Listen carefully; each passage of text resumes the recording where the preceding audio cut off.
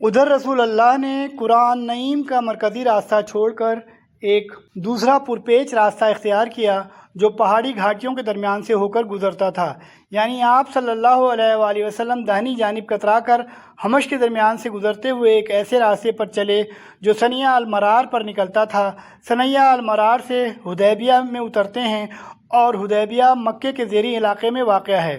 اس راستے کو اختیار کرنے کا فائدہ یہ ہوا کہ قرآن نعیم کا وہ مرکزی راستہ جو تنعیم سے گزر کر حرم تک جاتا تھا اور جس پر خالد بن ولید کا رسالہ تعینات تھا، وہ بائیں جانب چھوٹ گیا۔ خالد نے مسلمانوں کے گرد و غبار کو دیکھ کر جب یہ محسوس کیا کہ انہوں نے راستہ تبدیل کر دیا ہے تو گھوڑے کو ایڑ لگائی اور قریش کو اس نئی صورتحال کے خطرے سے آگاہ کرنے کے لیے بھاگم بھاگ مکہ پہنچے۔ ادھر رسول اللہ نے اپنا سفر بدستور جاری رکھا اور جب ثنیۃ المرار پر پہنچے تو اونٹنی بیٹھ گئی۔ لوگوں نے کہا ہل ہل، لیکن وہ بیٹھی رہی۔ لوگوں نے کہا قصوہ اڑ گئی ہے۔ آپ نے فرمایا قصوہ اڑی نہیں ہے اور نہ یہ اس کی عادت ہے، بلکہ اسے اس ہستی نے روک رکھا ہے جس نے ہاتھی کو روک دیا تھا۔ پھر آپ نے فرمایا اس ذات کی قسم جس کے ہاتھ میں میری جان ہے، یہ لوگ کسی بھی ایسے معاملے کا مطالبہ نہیں کریں گے جس میں اللہ کی حرمتوں کی تعظیم کر رہے ہوں، لیکن میں اسے ضرور تسلیم کر لوں گا۔ اس کے بعد آپ نے اونٹنی کو ڈانٹا تو وہ اچھل کر کھڑی ہو گئی۔ پھر آپ نے راستے میں تھوڑی سی تبدیلی کی اور اقصائے حدیبیہ میں ایک چشمے پر نزول فرمایا جس میں تھوڑا سا پانی تھا اور اسے لوگ ذرا ذرا سا لے رہے تھے، چنانچہ چند ہی لمحوں میں سارا پانی ختم ہو گیا۔ اب لوگوں نے رسول اللہ سے پیاس کی شکایت کی۔ آپ نے ترکش سے ایک تیر نکالا اور حکم دیا کہ چشمے میں ڈال دیں۔ لوگوں نے ایسا ہی کیا۔ اس کے بعد واللہ اس چشمے سے مسلسل پانی ابلتا رہا یہاں تک کہ تمام لوگ آسودہ ہو کر واپس آ گئے۔ رسول اللہ مطمئن ہو چکے تو بدیل بن ورقہ خزائی اپنے قبیلے خزا کے چند افراد کی معیت میں حاضر ہوا۔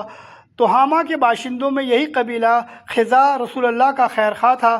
بدیل نے کہا میں کعب بن لوئی کو دیکھ کر آ رہا ہوں، وہ حدیبیہ کے فراواں پانی کے پاس پڑاؤ ڈالے ہوئے ہیں، ان کے ہمراہ عورتیں اور بچے بھی ہیں، وہ آپ سے لڑنے اور آپ کو بیت اللہ سے روکنے کا تہیہ کیے ہوئے ہیں۔ رسول اللہ نے فرمایا کہ ہم کسی سے لڑنے نہیں آئے اور قریش کو لڑائیوں نے تھکا دیا ہے اور سخت ضرر پہنچایا ہے، اس لیے اگر وہ چاہیں تو ان سے ایک مدت طے کر لوں اور وہ میرے اور لوگوں کے درمیان سے ہٹ جائیں، پھر میرے غلبے کی صورت میں جس چیز میں لوگ داخل ہوں گے اس میں وہ لوگ بھی داخل ہو سکتے ہیں، ورنہ مدت کے اختتام تک تازہ دم تو ہو چکے ہی ہوں گے، اور اگر انہیں لڑائی کے سوا کچھ منظور نہیں تو میں اس ذات کی قسم جس کے ہاتھ میں میری جان ہے، میں اپنے دین کے معاملے میں ان سے اس وقت تک لڑتا رہوں گا جب تک میری گردن جدا نہ ہو جائے یا جب تک اللہ اپنا امر نافذ نہ کر دے۔ بدیل نے کہا آپ جو کہہ رہے ہیں میں اسے قریش تک پہنچا دوں گا۔ اس کے بعد وہ قریش کے پاس پہنچا اور بولا میں ان صاحب کے پاس سے آ رہا ہوں، میں نے ان سے ایک ایک بات سنی ہے، اگر چاہو تو پیش کر دوں۔ اس پر بیوقوفوں نے کہا ہمیں کوئی ضرورت نہیں، تم ہم میں سے ان کی کوئی بات بیان کرو۔ لیکن جو لوگ سوجھ بوجھ رکھتے تھے انہوں نے کہا لاؤ سناؤ تم نے کیا سنا ہے۔ بدیل نے کہا میں نے انہیں یہ اور یہ بات کہتے سنا ہے۔ اس پر قریش نے مکرز بن حفص کو بھیجا، اسے دیکھ کر رسول اللہ نے فرمایا یہ بد عہد آدمی ہے۔ چنانچہ جب اس نے آپ کے پاس آ کر گفتگو کی تو آپ نے اس سے وہی بات کہی جو بدیل اور اس کے رفقا سے کہی تھی۔ اس نے واپس جا کر قریش کو پوری بات سے باخبر کیا۔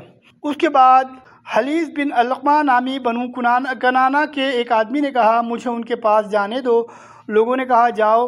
جب وہ نمودار ہوا تو نبی نے صحابہ کرام سے فرمایا یہ فلاں شخص ہے، یہ ایسی قوم سے تعلق رکھتا ہے جو ہدی کے جانور کا بہت احترام کرتی ہے، لہذا جانوروں کو کھڑا کر دو۔ صحابہ نے جانوروں کو کھڑا کر دیا اور خود بھی لبیک پکارتے ہوئے اس کا استقبال کیا۔ اس شخص نے یہ کیفیت دیکھی تو کہا سبحان اللہ، ان لوگوں کو بیت اللہ سے روکنا ہرگز مناسب نہیں، اور وہیں سے اپنے ساتھیوں کے ساتھ واپس چلا گیا اور بولا میں نے ہدی کے جانور دیکھے ہیں جن کے گلوں میں قلادے ہیں اور جن کے کوہان چیرے ہوئے ہیں، اس لیے میں مناسب نہیں سمجھتا کہ انہیں بیت اللہ سے روکا جائے۔ اس پر قریش اور اس شخص میں کچھ ایسی باتیں ہوئیں کہ وہ طاؤ میں آ گیا۔ اس موقع پر عروہ بن مسعود ثقفی نے مداخلت کی اور بولا اس شخص محمد نے تمہارے سامنے ایک اچھی تجویز پیش کی ہے، لہذا اسے قبول کر لو اور مجھے ان کے پاس جانے دو۔ لوگوں نے کہا جاؤ۔ چنانچہ وہ آپ کے پاس حاضر ہوا اور گفتگو شروع کی۔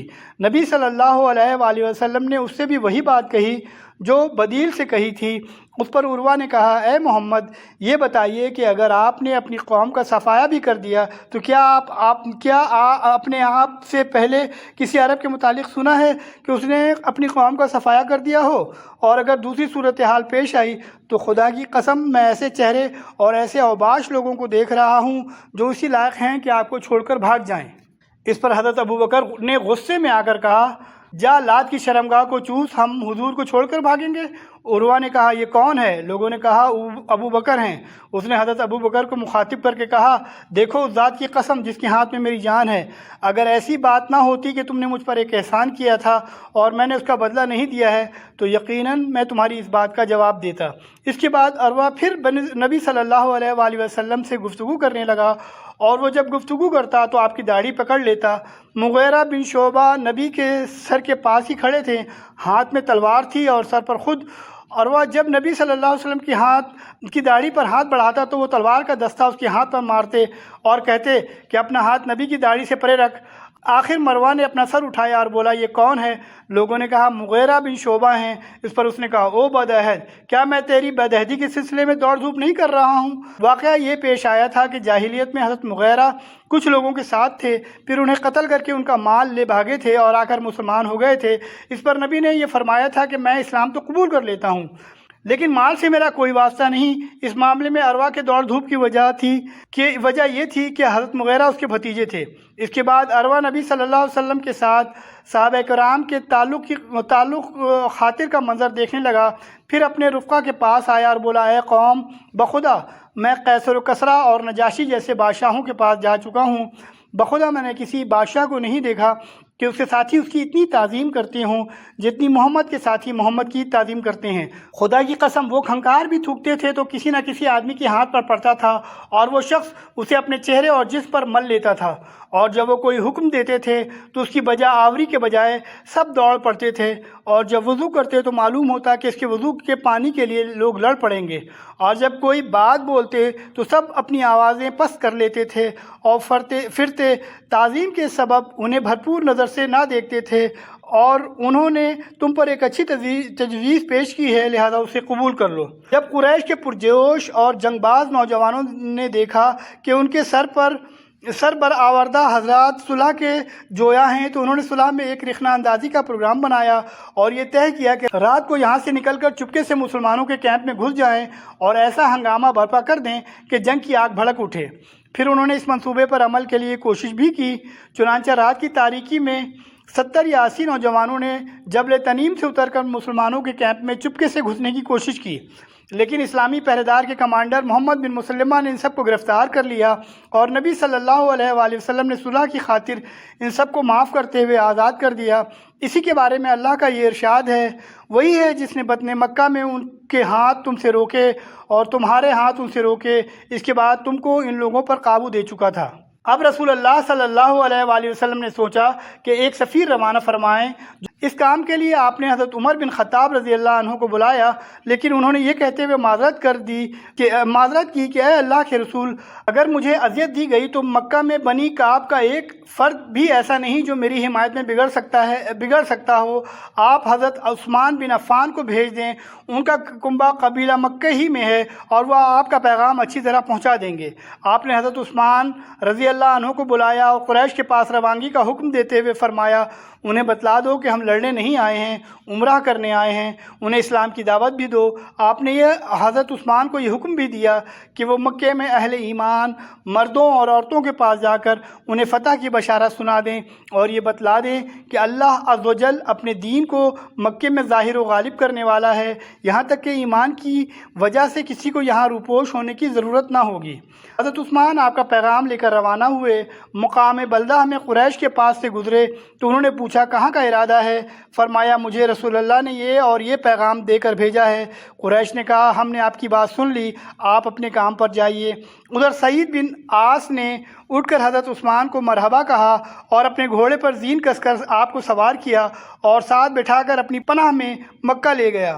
وہاں حضرت عثمان نے سربراہان قریش کو رسول اللہ کا پیغام پہنچایا اور اس سے جب فارغ ہو چکے تو قریش نے پیشکش کی کہ آپ بیت اللہ کا طواف کر لیں، مگر آپ نے یہ پیشکش مسترد کر دی اور یہ گوارا نہ کیا کہ رسول اللہ کے طواف کرنے سے پہلے خود طواف کر لیں۔